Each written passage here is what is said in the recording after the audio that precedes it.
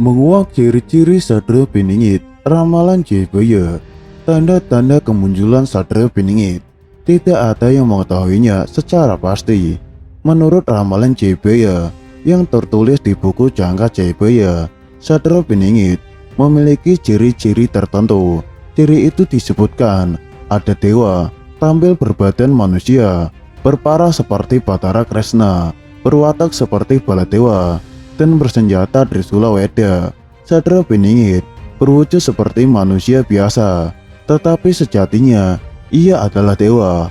Untuk mengetahui sejatinya seseorang tidaklah mudah, kecuali sesamanya atau lebih tinggi derajatnya. Berparah seperti Batara Kresna, berwatak seperti Baladewa, para satria seperti Batara Kresna, tampan berwibawa, dan berwatak tegas seperti Baladewa.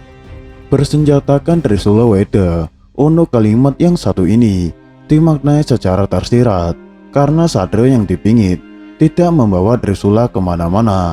Dalam pemaknaan Trisula Weda, secara garis besar bisa dimaknai tiga menjadi satu, seperti ilmu, amal, dan iman, bumi, langit, dan isinya, kiri, kanan, dan tengah, benar, jejak, dan jujur, atau apapun yang secara filsafat mengandung makna tiga menjadi satu.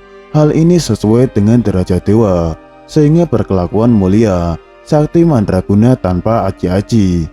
Analisis Satria Beningit, sakti mandraguna tanpa asimat apapun, apalagi batu atau keris, sesuai dengan derajatnya sebagai dewa.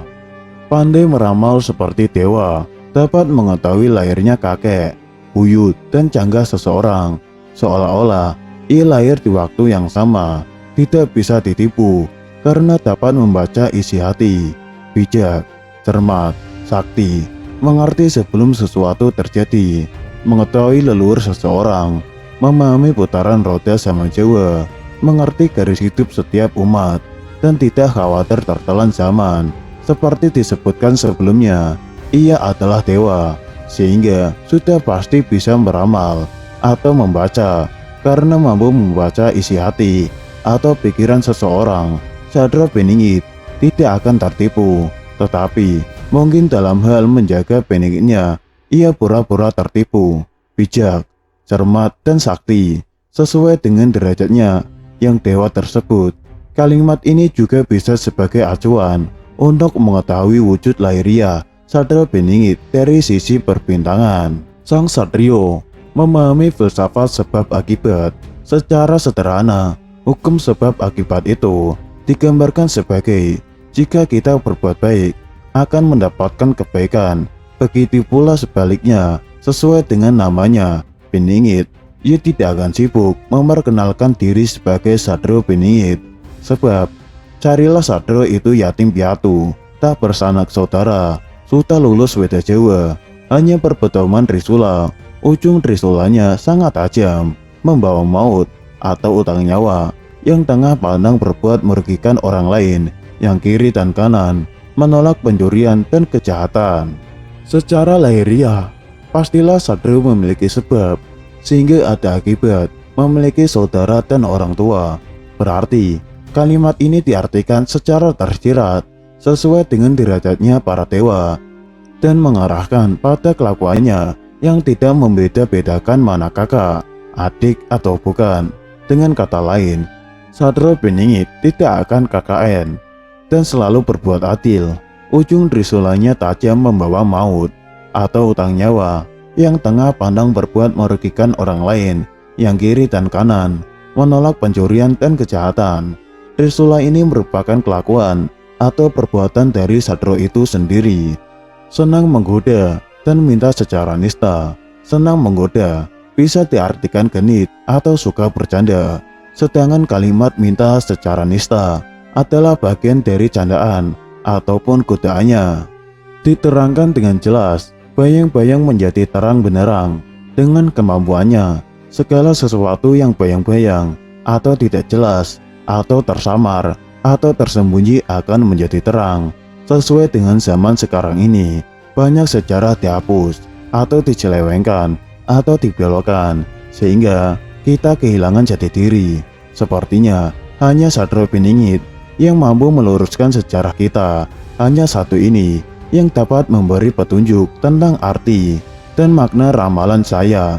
Berarti dengan mudah Satrio Piningit dapat memberi petunjuk arti dan makna dari ramalan Jayabaya tersebut. Selain itu, ada 7 ciri Satrio Piningit dalam ramalan Jayabaya. Masih mengenai Satrio Piningit yang banyak dibicarakan orang, bahwa dia akan muncul di saat negeri ini dalam keadaan kacau balau. Namun, bagaimana tanda-tanda beliau akan muncul tidak ada yang mengetahuinya secara pasti. Menurut ramalan Jayabaya, sang Satrio akan timbul dengan ciri-ciri tertentu. Yang pertama, dewa berbadan manusia. Akan ada dewa tampil berbadan manusia, berpara seperti Batara Kresna, berwatak seperti Baladewa, bersenjatakan Trisula Weda. Ini pernah disinggung pada artikel 9 bait terakhir ramalan Jayabaya. Di akhir pembahasan, akan ada dewa berbadan manusia. Satrio Piningit berwujud seperti manusia biasa, tetapi sejatinya ia adalah dewa. Untuk mengetahui sejatinya seseorang tidaklah mudah, kecuali sesamanya atau lebih tinggi derajatnya. Itulah yang menyebabkan Satrio Piningit tidak mudah dikenali. Berpara seperti Batara Kresna, berwatak seperti Baladewa. Para Satrio seperti Batara Kresna tampan berwibawa dan berwatak tegas atau saklek seperti Baladewa. Bersenjatakan Trisula Weda. Untuk kalimat yang satu ini sepertinya dimaknai secara tersirat, karena tidak mungkin sang Satria yang notabene dipingit itu membawa Trisula kemana-mana. Hal itu tentu akan terlihat mencolok, yang menyebabkan dirinya tidak dipingit lagi. Bahkan mungkin bisa langsung dipenjara karena terkena pasal membawa senjata tajam. Dalam pemaknaan Trisula Weda, secara garis besar bisa dimaknai 3 menjadi 1, seperti ilmu, amal, dan iman, bumi, langit, dan isinya, kiri, kanan, dan tengah, benar, jejak, dan jujur, atau apapun yang secara filsafat mengandung makna 3 menjadi 1. Hal ini sesuai dengan derajat dewa, sehingga berkelakuan mulia. Sakti Mandraguna tanpa aji-aji.